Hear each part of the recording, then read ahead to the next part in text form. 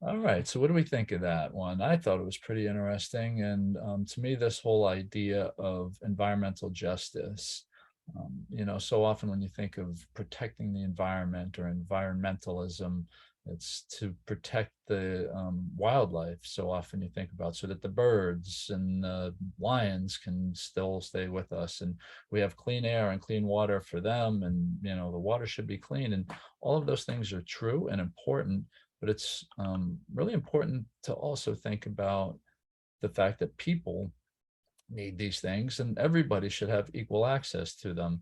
Um, there's here in New York City, there's an issue with in the South Bronx where so many of the truck highways and the trucking lines and the depots and stuff are in the South Bronx where the trucks are driving through there a lot more often.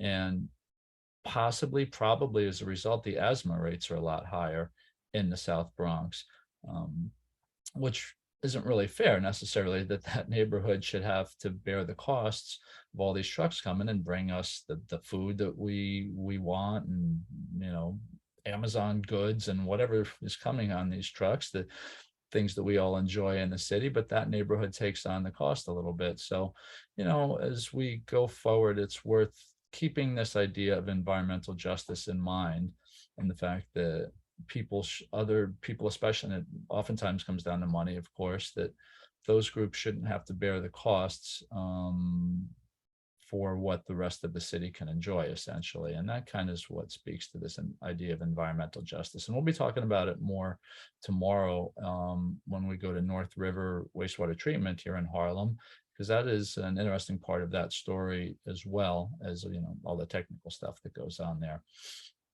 All right, so let's switch gears here a little bit more, and we're going to talk about some more nuts and bolts stuff in New York City, and specifically CSOs, combined sewer overflows, which is a big problem in New York. It results in a lot of untreated wastewater getting poured into our waterways. The video will talk more about it and talk about some solutions to it.